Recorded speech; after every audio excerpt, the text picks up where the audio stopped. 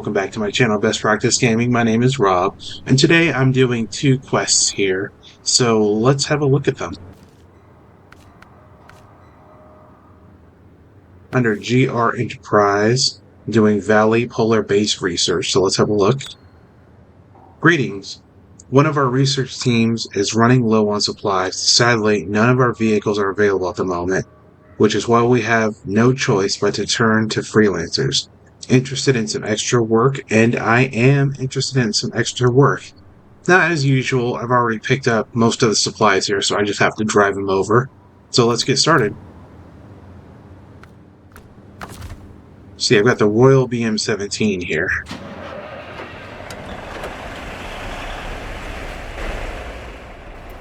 Nice, let's get going here.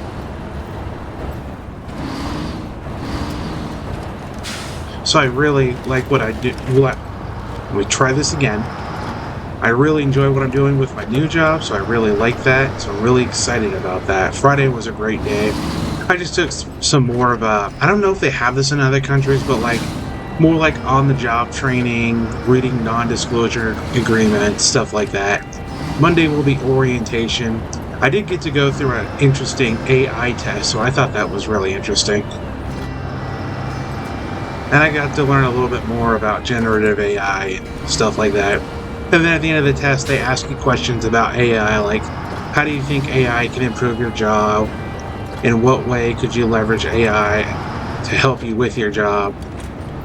Basically, like, my whole answer was, it would be really great if we can have AI do the tickets for us. So something along the lines of Star Trek where you say computer and you convey a message, or you say something like captain's log or personal log and you convey a message, and then the computer itself just writes it all down in the ticketing system. So you can say something like service now, customer name, and then just say their name, or something like PagerDuty, which is another ticketing system.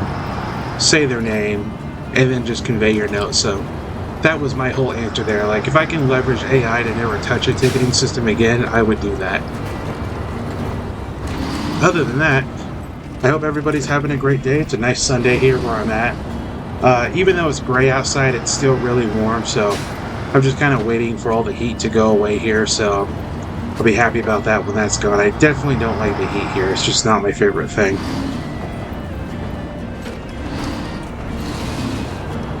The reason why I'm driving first-person mode here is because I am talking right now. But let's get out of first-person mode.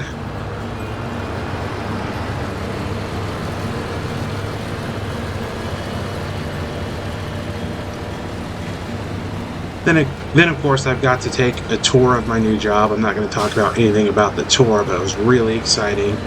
So that made me even more excited about where I was working. As far as technology goes, I signed up to several technology magazines so I can start keeping up with it again. For the last couple of years, I really hadn't been keeping up with it. But now that I'm doing like all the certifications again and going back to college for all this, I'm definitely keeping up with it more and more and more.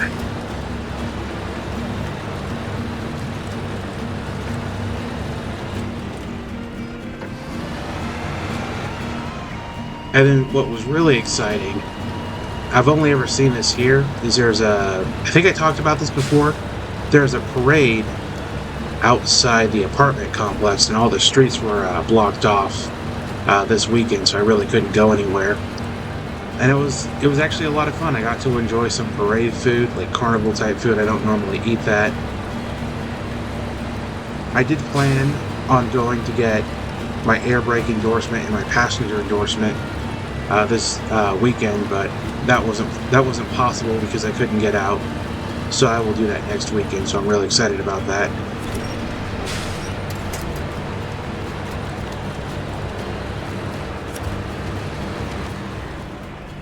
That was close. It looked like I was about to tip over.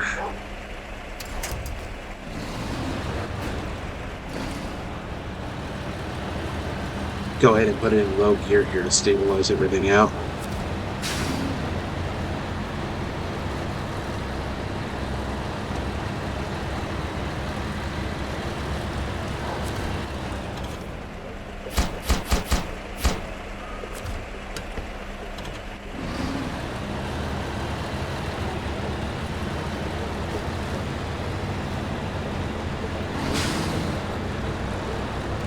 Go ahead and move this truck out of this area here because it's kind of a smaller area.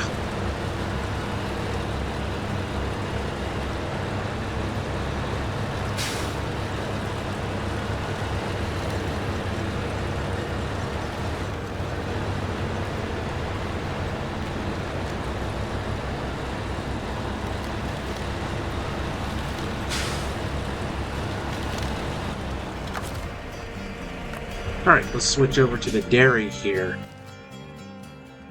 and grab that freight.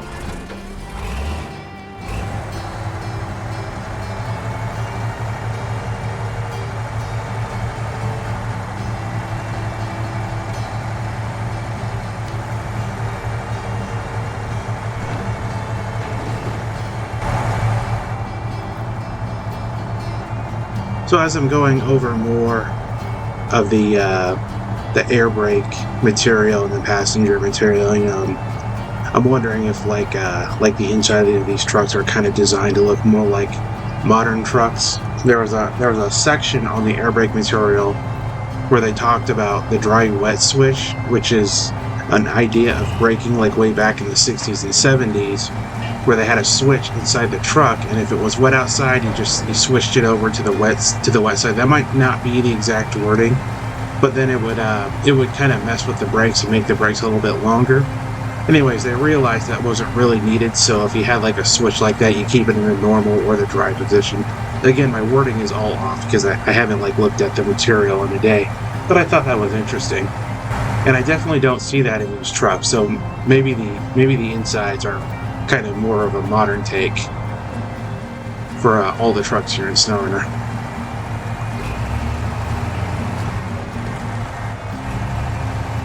I know the trucks themselves are kind of like abstractions of real trucks you see out in the real world, probably for licensing reasons.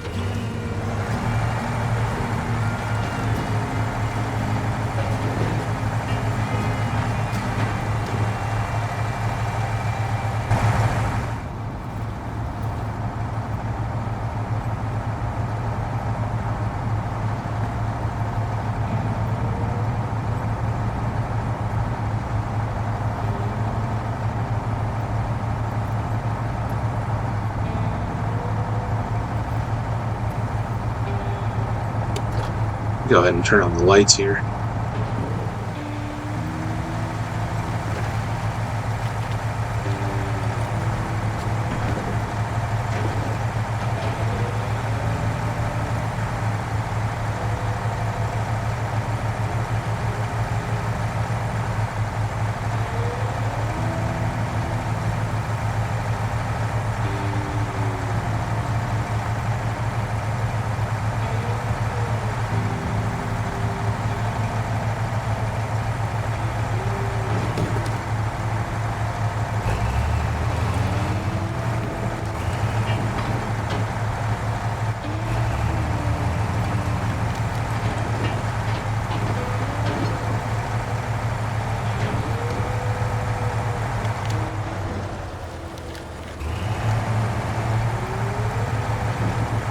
Oh, this may have been a bad choice. Yeah, let's see if I can get through this. I didn't realize those stumps were there.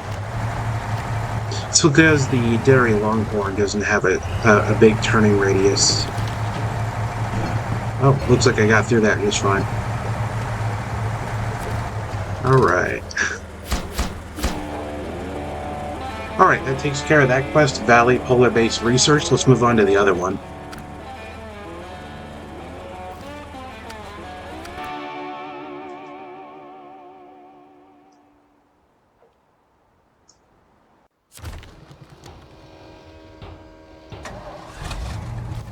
Let's take a look at the quest here and see what it says.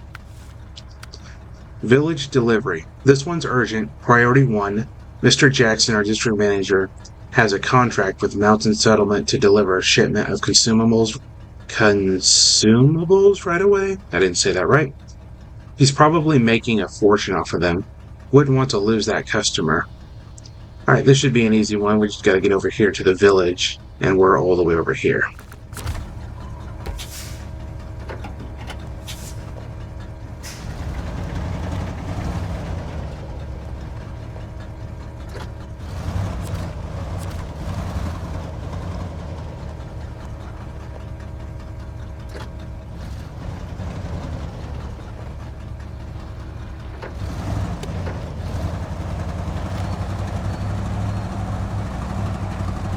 And of course, I've already got the cement here, so I think fuel is needed next, so this should be pretty easy.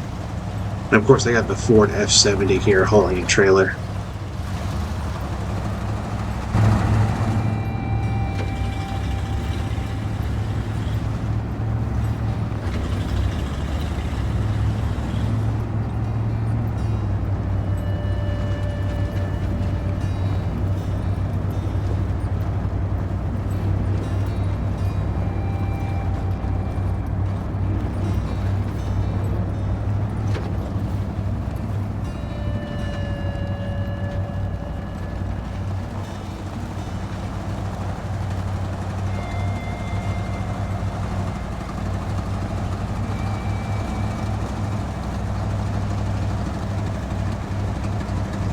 Man, look at this truck struggle.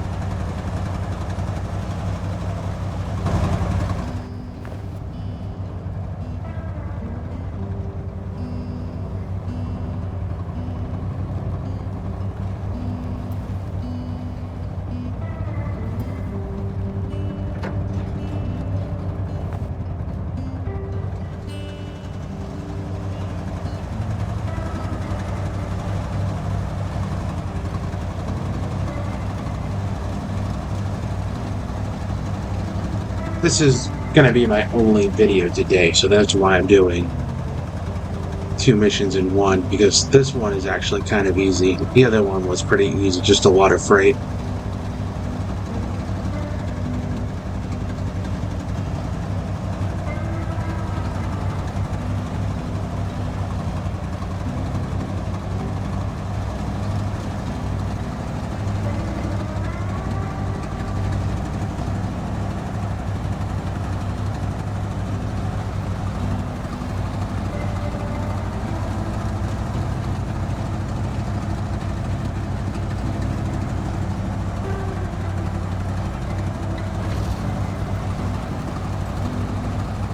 It'll probably be dark in-game by the time I get to that little village there.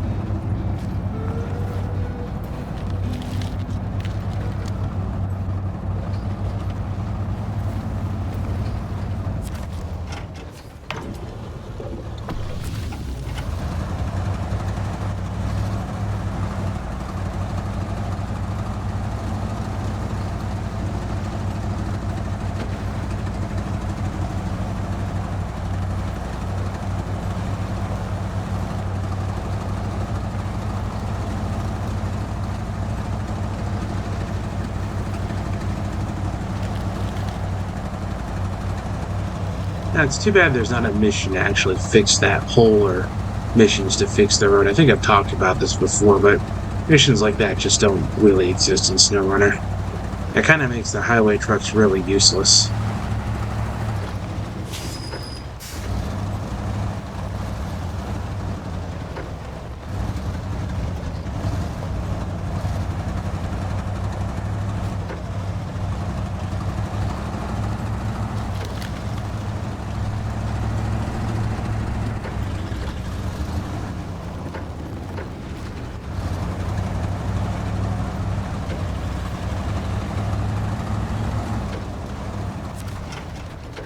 Let me just double check to see what I need again. Oh, consumables. Okay.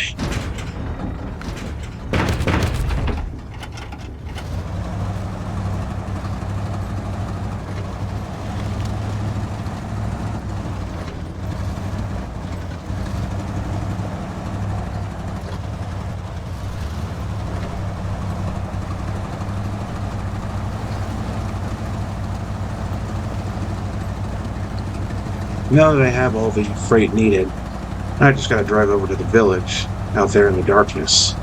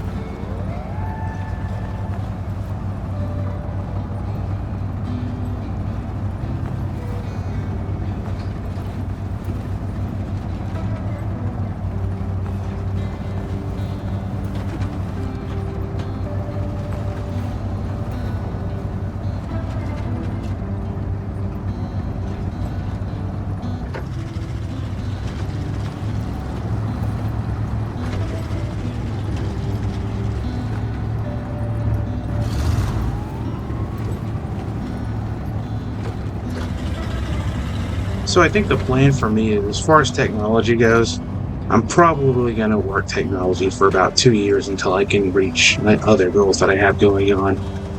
I can't really talk about those goals right now, but those don't really involve technology in the long term. My last 5 years spent in technology, it was okay, but I kind of really learned a lot about technology. And I learned how far I wanted to take it as a person, and I don't really want to do it for the rest of my life. I definitely want to do it for the time being, but not for the rest of my life.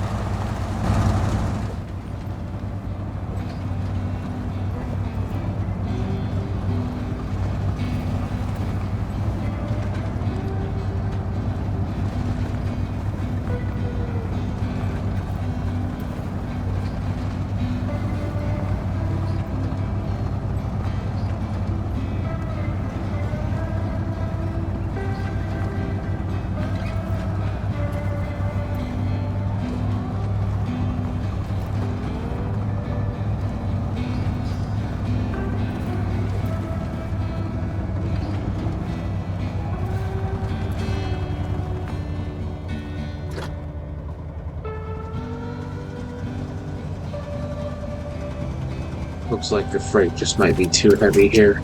Um,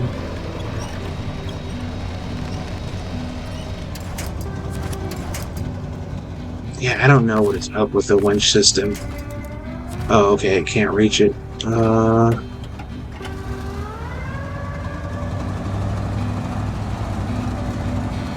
Looks like I didn't have all-wheel drive on, so that would have really helped a lot. I got as far with it without it. That's what I'm actually surprised about. Yeah, for this game to really work, you really need all-wheel drive and diff lock on the vehicles, along with the SnowRunner transmission, or at least all three gears.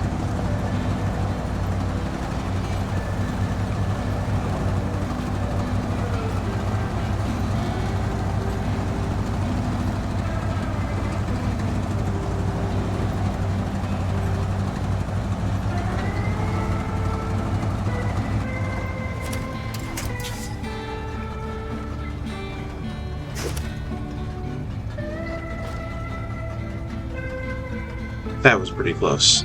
The freight was moving, and I was trying to turn the truck.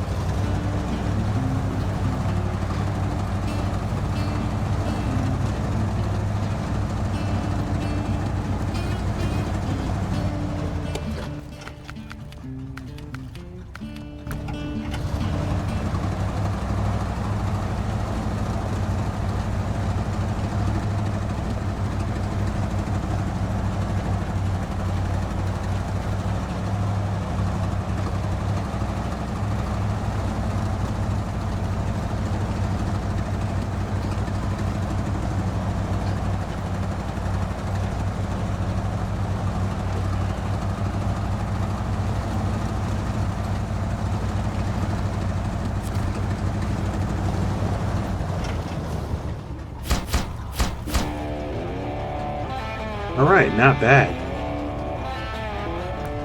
That is it for this playthrough. If you guys like what you're seeing, be sure to like, subscribe, comment, share, and hit the bell notification icon for best practice gaming, and have a great day to everybody.